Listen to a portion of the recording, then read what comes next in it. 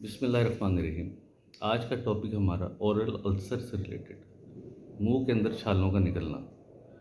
मुंह में छाले निकलने की क्या वजूहत है, छाला कैसे बनता है और उसका क्या इलाज है। सबसे पहले अगर आप अपने मुंह के अंदर देखें तो एक पिंक कलर का गुलाबी सा एक मास नज़र आता है, इसे म्यूकोजा कहते हैं। जब तक तो ये इंटैक्ट है तब तक कोई मसला नहीं होगा। अगर हम उसे माइक्रोस्कोपिकली देखें, उसकी हिस्टोलॉजी देखें, तो सबसे सुपरफिशियल ऊपर वाली जो तय होती है उसे एपिथीलियम कहा जाता है। जब तक एपिथेलियम आपकी इंटैक्ट है, जुड़ी हुई है, तब तक कुछ नहीं होगा। ये एक प्रोटेक्शन अल्लाह ताला ने हमें दी है। जब उसमें एक ब्रेक आ जाएगी, एक गैप आ जाएगा, एक ब्रीच आ जाएगी, तो क्या होगा, उसके नीचे जो दूसरी तय होती है कनेक्टिव टिश्यू या लेमिना प्रोप्रिया, उसके अंदर नर्व एंडिंग्स होती हैं।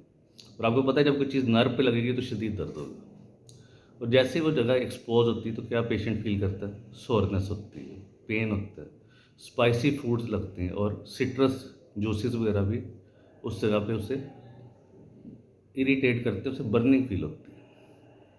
यही छाला अगर ज़ुबान पे निकले तो क्या होगा, बोलने में मुश्किल होगी, खाना निगलने में मुश्किल होगी और गले में इस जगह पे सारे उसे खिंचाव सा फील होगा। तो हमें सबसे पहले इसकी काज को रूल आउट करना है कि किस वजह से है। ये इतना आसान नहीं है, इसलिए इसका एक डिफरेंशियल डायग्नोसिस बनाते हैं। इसके लोकल फैक्टर्स भी होते हैं, सिस्टेमिक फैक्टर्स भी होते हैं।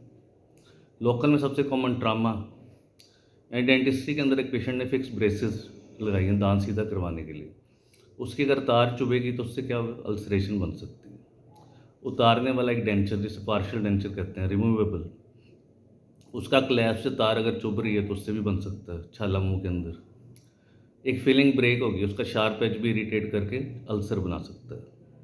या उसका एक दांत है वो टूट गया है, उसमें क्रैक आ गया, फ्रैक्चर आ गया, कीड़ा लगने से ही टूट गया, तो उसकी नोक जो निकली है शार्प एज, वो भी अल्सर बना सकती है। ये सारे हमारे लोकल फैक्टर्स हैं। लेकिन बर्न भी हो सकता है लोकल फैक्टर के अंदर। बर्न में केमिकल बर्न भी हो सकता है किसी कास्टिक चीज़ से, या कोई बहुत ज़्यादा आपने गर्म चीज़ खाई है उससे भी हो सकता है। ये तो बड़े सिंपल थे जो अपेरेंटली आपको हिस्ट्री में पता लग गया, ये स्ट्रेट फॉरवर्ड चीज़ें हैं। ओरल कैंसर को भी हमने एक्सक्लूड करना। वो तो इनिशियली पेनलेस होता है, लेकिन उससे भी डिफरेंशियल डायग्नोसिस में रखना चाहिए, क्योंकि हमारे ये अल्सर 10 to 14 डेज़ में हील हो जाने चाहिए। अगर ये हील नहीं कर रहे तो हमें ओरल कैंसर की तरफ भी सस्पेक्ट किया जा सकता है कि ये प्रॉब्लम भी हो सकती है उसे। इसके अलावा सिस्टेमिक फैक्टर्स भी आ जाते हैं। जैसे पेशेंट बीमार है, गले की इन्फेक्शन है, चेस्ट की, उसमें एंटीबायोटिक काफ़ी अर्सा लिए, उससे भी ओरल अल्सरेशन हो सकती है। एनसेड्स जो पेन किलर की वजह से हो सकती है।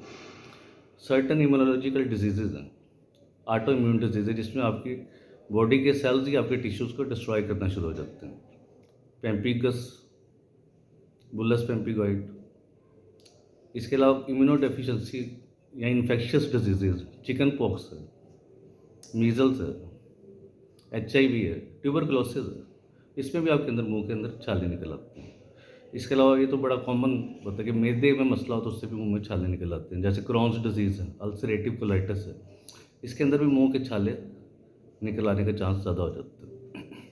तो ये सारे फैक्टर हैं लोकल और सिस्टेमिक, इन्हें रूल आउट करना बहुत ज़रूरी है। पेशेंट की हिस्ट्री से पता लगेगा, उसके एग्जामिनेशन से आपको पता लगेगा कि छाला किस वजह से निकला है। फिर उसके अकॉर्डिंग आपको ट्रीट करना पड़ेगा। अब कुछ वायरल इन्फेक्शन जिस तरह हर्पीस सिम्प्लेक्स में निकल आता है, तो उसके साथ क्या होता है, उसकी लिम्फेडिनोपैथी, गले में जो लिम्फ नोड्स वो लार्ज हो जाते हैं, फीवर होता है, डिहाइड्रेशन वायरल डिजीज़ में बहुत ज़्यादा होता है। तो आपको इन सब चीज़ों को कवर करना पड़ेगा। पेशेंट को सॉफ्ट डाइट देनी चाहिए, रीहाइड्रेट करना बहुत ज़रूरी है, ज़्यादा से ज़्यादा पानी पिए। इसके अलावा फीवर के लिए आप पैरासीटामोल दे सकते हैं। और जो अल्सर का सबसे कॉमन जो ट्रीटमेंट है, टॉपिकल स्टीरॉइड है। वो डिफरेंट इंटेंसिटी के होते हैं, लो भी हो सकते हैं, मीडियम भी, हाई भी। तो टॉपिकल स्टीरॉइड सबसे इजी हल है इसका। अब कुछ केसेस में विटामिन डेफिशिएंसी की वजह से भी मुंह में ओरल अल्सर निकल आते हैं। उसमें आपको सप्लीमेंट्स देने पड़ते हैं, विटामिन B12 स्पेशली आपको उसमें ऐड करना पड़ता है। तो ये सारा कुछ आपने देखना है कि पहले कि अल्सर हुआ किस वजह से।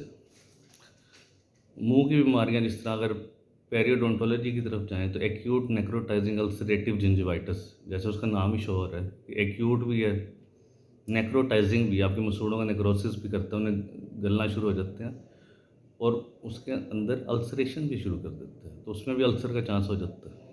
यानी काफ़ी ज़्यादा डिजीज़ हैं, इन्फेक्शन हैं, इम्यूनोलॉजिकल प्रॉब्लम्स हैं बच्चों में जो सबसे कॉमन मसला होता है अल्सर का, वो ये होता है अगर हम डेंटल प्रोसीजर कोई करते हैं उसमें लोकल एनेस्थीसिया लाजमी देना पड़ता है 90% केसेस में। उसके बाद ये जगह सुन्न हो जाती है, आधा होंठ आपका इतना एरिया सुन्न हो जाता है, नम हो जाता है। जब बच्चा दांत निकलवा के या कोई प्रोसीजर करवा के घर जाता है तो लिप को बाइट कर लेता है, ये लिप दांतों में आ जाता है, उससे भी अल्सरेशन हो सकता है। अगर ज़ुबान सुन है वो दांतों में आ गई उससे भी अल्सरेशन का चांस होता है। लेकिन ये एक स्ट्रेट फॉरवर्ड काज है। मुश्किल किस जगह पे होती है? उससे कोई इम्यूनोलॉजिकल प्रॉब्लम,